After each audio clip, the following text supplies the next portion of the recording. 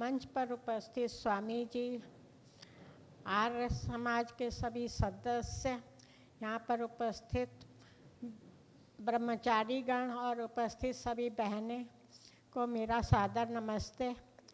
ओम संगच्छध्वं संवदध्वं संवो मनांसि जानतां देवा भागं यथा पूर्वे संजानाना उपासते। अयं निजो परवेति लघुचेत ओमयं लघुचेतसाम् उदारचरितानां तु वसुधैवं कुटुम्बकम्। हमारे का उद्देश्य है हमारे समाज का कि हम सभी लोगों को वसुधा को कुटुंब की तरह माने और उसको कुटुंब की तरह बनाएं। जैसे घर को एक दूसरे से एक साथ मिल कर के कार्य करना पड़ता है, उसी तरह हम लोग भी एक एक करके जुड़ते हुए पूरे समाज को, राष्ट्र को और पूरे विश्व को कुटुंब बनाने की कोशिश करनी चाहिए। इसलिए महर्षि दयानंद जी ने कहा है कि हम लोग पहले खुद सुधरें, फिर संसार को सुधारने का प्रयास करें। जब हर व्यक्ति सुधर जाएगा तो वह अपना सुधार करते हुए दूसरे लोग सब सुधर जाएंगे, तो अपने आप पूरी वसुधा, पूरा कुटुंब बन जाएगा। इसी बात को ध्यान में रख करके जो आजकल समाज में कुरीतियाँ फैली हुई हैं, उन सबको दूर करने का भी हमें इसी प्रकार प्रयत्न करना पड़ेगा। जब एक एक व्यक्ति सुधरेगा, उन कुरीतियों को दूर करने का, दूसरे का सुधार करेगा, तो वो स्वयं सुधारेगा और दूसरे समाज में जितने भी लोग हैं उनका सुधार करेगा। तो जो आजकल अनेक कुरीतियाँ फैली हुई हैं उनको वे दूर कर सकेंगे। इसी प्रकार हम लोगों को देश की उन्नति में भी अपना योगदान देना चाहिए।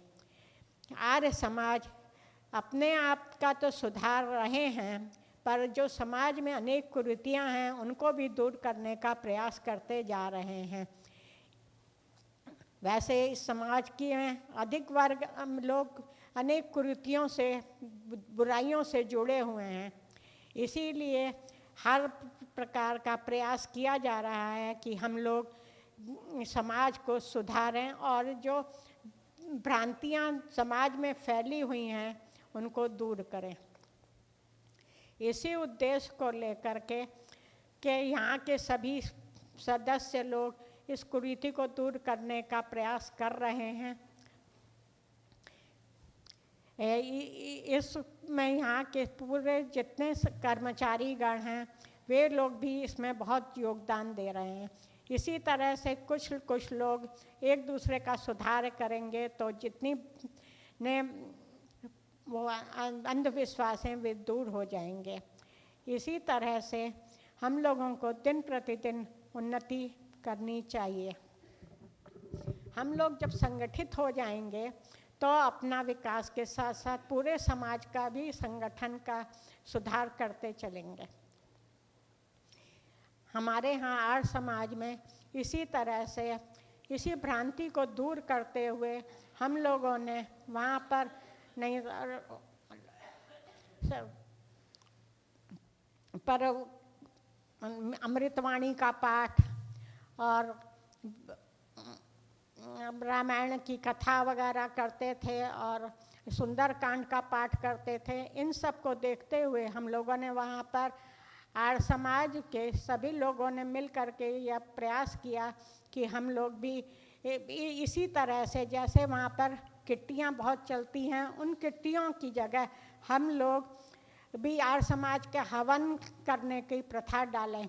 हम लोगों ने घर करके 20-20, 25-25, 30-30 लोगों ने जा करके हर महीने में एक जगह घर पे एक महीने में हवन करना शुरू किया। इससे आर्य समाज में लोग धीरे धीरे जुड़ने लगे। ये कोरोना के बाद में ये प्रथा बंद हो गई, इसलिए अब लोग घर में न करके आर्य समाज में ही 80-90 लोग इकट्ठे हो करके यज्ञ करते हैं और समाज में जो फैली हुई कुरीतियां हैं उनके विचार में उन लोगों के पहले विचार रखे जाते हैं, फिर उनको दूर करने के उपाय और या समाज की मान्यताओं के बारे में उनको बताया जाता है। जैसे पितृपक्ष हैं, उस समय पितर किसको कहते हैं, हम लोग आर्य समाजी लोग किसको पितर मानते हैं। इसी प्रकार कृष्ण जी के जीवन में महर्षि योगी जी का क्या था, इन सब के बारे में, व्रत किसको कहते हैं, जैसे हमेशा लोग व्रत करते रहते हैं, करवा चौथ आदि, इस तरह से हर एक टॉपिक पर वो लोग उस पर अपना विचार रखते हैं। फिर हम लोग उसका समाधान करके आर्य समाज के बारे में उनका, तो सब लोग उनसे बहुत प्रभावित होते हैं। इसी तरह श्रावण मास में लोग मंदिरों में जा कर के जल चढ़ाते हैं तो इसलिए हर सोमवार को आर्य समाज ने ये कोशिश की कि वहाँ पर त्र्यंबकम मंत्र का 108 बार आहुति प्रदान करेंगे। तो इसलिए उसमें बहुत स्त्रियों ने अपना बढ़ चढ़ के भाग लिया और उनको अच्छा लगा कि हम लोग कुछ आहुति देते हैं। और यजमान बनने के लिए लंबी लाइन लगी रहती थी। इसी प्रकार गायत्री महायज्ञ वगैरह का भी होता रहता है। हम लोग श्रद्धानंद जी के परिवार से संबंधित एक कुसुम बेत्रा जी हैं, वो एक सेवा प्रकल्प चलाती हैं, हम लोग उससे भी जुड़े हुए हैं।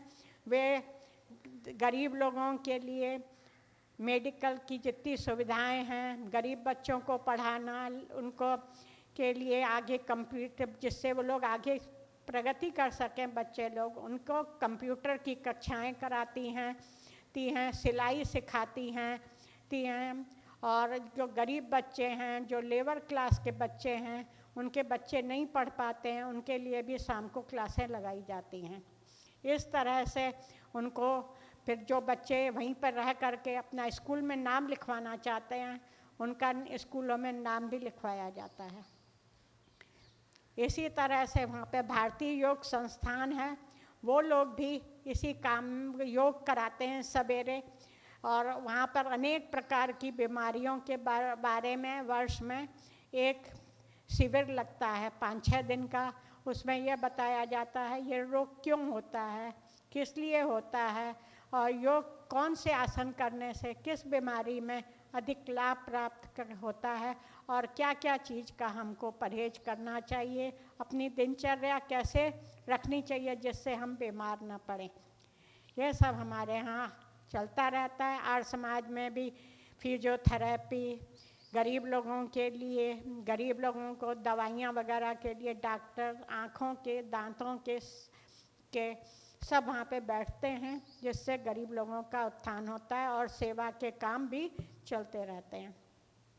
स्वामी जी ने कहा है अपने पिताजी के बारे में कुछ बताने का।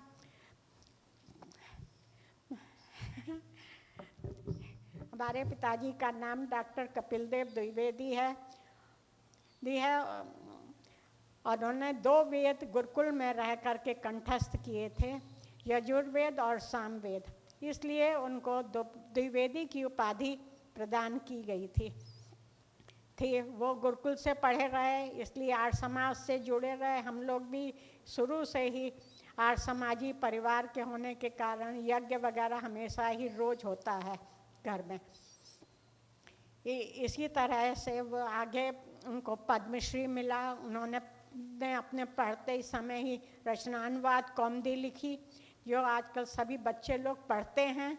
उसके बाद में लोगों ने कहा कि छोटे बच्चों के लिए लघु रचनानुवाद कौमुदी, प्रारंभिक रचनानुवाद लिखी, और बड़े कॉलेज वगैरह के विद्यार्थियों के लिए प्रौढ़ रचनानुवाद की लिखी।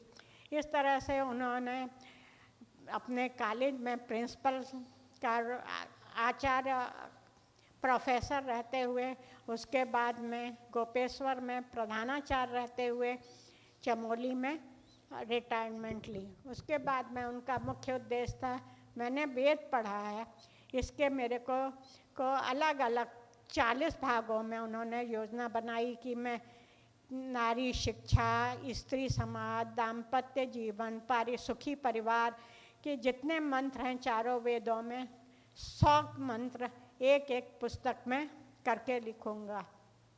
वो धीरे धीरे करके उन्होंने उसको पूरा किया।